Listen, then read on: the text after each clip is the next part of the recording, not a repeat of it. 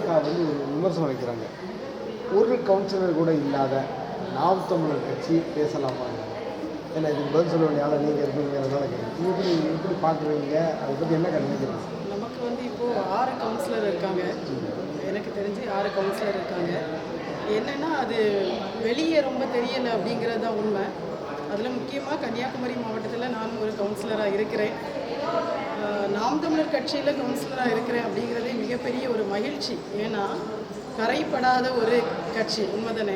எல்லா கட்சியிலையும் பார்த்தீங்கன்னா கமிஷன், ஒன்றும் இல்லைன்னா கமிஷனுங்கிற ஒரு கரையாவது இருக்குது. அது எதுவுமே இல்லாத முழுக்க முழுக்க மக்களுக்காக மக்கள் பணி செய்யணும், ஒரு அரசியல் மாற்றத்தை உருவாக்கணும் அப்படிங்கிற ஒரு ஆசையோடு இருக்கக்கூடிய ஒரு கட்சி. அந்த கட்சியில் கவுன்சிலராக இருக்கிறதுல எனக்கு மிகப்பெரிய மகிழ்ச்சி. கவுன்சிலராக இருந்து நிறைய பணிகள் செய்திருக்கிறேன், அளப்பரிய பணிகள் செய்திருக்கிறேன். எனக்கு விருது கொடுத்தது வந்து நன்கொடையாளர் அப்படிங்கிற ஒரு விருது கிடச்சிச்சு. ஏன்னா என்னுடைய பகுதியில் அரசு நடுநிலைப் பள்ளி ஒன்று மூடக்கூடிய நிலைமையில் இருந்ததை மீட்டெடுத்து இப்போ வரைக்கும் 24 லட்சம் ரூபாய்க்கும் அதிகமாக செலவு பண்ணியிருக்கேன் அந்த ஸ்கூலுக்கு. ஒரு தடவையாக பண்ணதில்லை, தொடர்ச்சியாக ஒவ்வொரு தேவைகளின் போது பண்ணது. அப்படி செய்ததற்காக நன்கொடையாளர் விருது கொடுத்தாங்க. அந்த வீடியோ பார்க்கும்போது எப்படி நீங்கள் என்ன நினைச்சீங்க? என்ன ஒரு கவுன்சிலரோட ஆகாது நீங்களாம் பேசலாமா அப்படின்னு சொல்லும்போது, குறிப்பாக அண்ணன் வந்து களத்தில் கிட்டத்தட்ட 10 to 15 வருஷம் நிற்கிறாங்க. ஆனால் 2 வருஷத்தில் நாம் தமிழர் கட்சி களத்திலே இல்லை அப்படிங்கிற ஒரு முன்வைக்கிறாங்க. இல்லை, அது என்னென்னா நம்ம வந்து ஒரு பெரிய வளர்ச்சியை நோக்கி போகும்போது அவங்களுக்கு நம்மளை சுட்டி காட்டுறதுக்கு ஏதாவது எளி சொல்ல தானே மிஸ் பண்ணுவாங்க. அதோட ஒரு விளைவு தான். அப்படின்னா அவங்களுக்கு ஒன்றுமே இல்லை, நீங்கள் இன்னும் இருக்குன்னு பேசுகிறீங்களே. ஏன்னா நம்ம வளர்ச்சியை தொட்டுட்டோம், அப்படி தானே. அங்கீகரிக்கப்பட்ட கட்சியாக மாறிட்டோங்கும் போது அதை அவங்களால ஏற்றுக்கொள்ள முடியலை. அப்போ தான் இதை சுட்டி காட்டுறாங்க, உங்களுக்கு வந்து கவுன்சிலரே இல்லை. நமக்கு கவுன்சிலர் இல்லைனாலும் நம்ம சாதிக்கிறோம் அப்படிங்கிறது வந்து அவங்களுக்கு எத்தனையோ கவுன்சிலர் இருந்தும் வரக்கூடிய அழிவு திட்டங்கள் எதையுமே அவங்களால தடுக்க முடியலை. நமக்கு வந்து எல்லா பகுதிகளிலும் கவுன்சிலர் இல்லை அப்படின்னாலும் ஒவ்வொரு பகுதிகளிலும் மக்களுக்கு எதிராக வரக்கூடிய அழிவு திட்டங்களை நம்ம தடுத்து நிறுத்துகிறோம் அப்படிங்கிறது தான் உண்மை. இதை விட என்ன வேணும்? இப்போ வந்து பார்த்தீங்கன்னா அங்கே ஜேவியர் அண்ணன் வந்து இப்போ கன்னியாகுமரியில் வந்து கொல்லப்பட்டாங்க.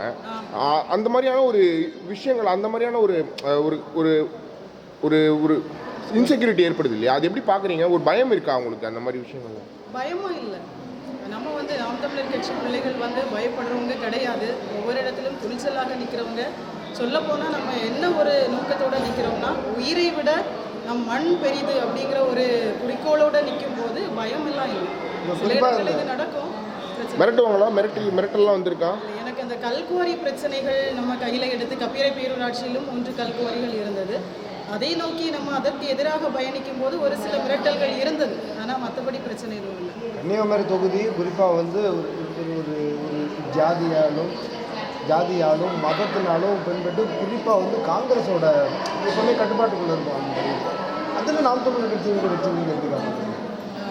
என்னன்னா வந்து கன்னியாகுமரி மாவட்டத்தில் ஜாதி வந்து பெருசாக கிடையாது, முழுக்க மத அரசியல். அங்கே எப்படின்னா கிறிஸ்தவர்கள், இந்துக்கள், அவங்க இஸ்லாமியர்கள். அப்போ இஸ்லாமியர்கள் கிறிஸ்தவர்களை ஒரு சிறுபான்மையாக காட்டுறாங்க. அப்போ என்னென்னா வந்து இவங்க எல்லாரும் சில இடங்களில் வந்து பிரச்சனைகள் இருக்கும்ல, ஒரு சர்ச்சு கட்டும்போது பிரச்சனைகள் வரும். உடனே எப்படின்னா பிஜேபி வந்துடக்கூடாது, அந்த ஒரு நோக்கம், நம்ம கிறிஸ்தவர்களை பாதுகாக்கணும் அப்படிங்கிற ஒரு நோக்கத்தில் முழுக்க வந்து என்ன தவறுகள் நடந்தாலும் எல்லாருக்கும் தெரியும். இப்போ திமுக காங்கிரஸ் கூட்டணி தான் அங்கே எப்பவும் வெற்றி பெறுது. திமுக காங்கிரஸ் கூட்டணினா இன்றைக்கி வீதிதோறும் மதுக்கடைகள், இளைஞர்களுடைய வாழ்க்கைகள் எல்லாம் சீரழிது, பள்ளி பிள்ளைகளுடைய வாழ்க்கைகள் சீரழிது, எல்லாருக்கும் புலம்பல் இருக்குது. ஆனாலும் கடைசியில் வந்து இந்த பிஜேபி வாங்கணும் அப்படிங்கிற ஒரு சித்தாந்தத்தை முன் வச்சு பயந்து தான் வந்து காங்கிரஸுக்கு வாக்கு செலுத்துகிறாங்க. ஆனால் இப்போ நம்ம அந்த களத்தில் பயணிக்கும் பொழுது நிறைய பேர் மாற்றத்தை விரும்புகிறாங்க. மாற்றத்தை விரும்புகிறவங்க சரியானவங்க நம்ம அப்படிங்கிறத வந்து அவங்க நம்ப வைக்கிறது தான் நம்மளுடைய கடமை. அதை செஞ்சுட்டோன்னா மாற்றம் வரும்.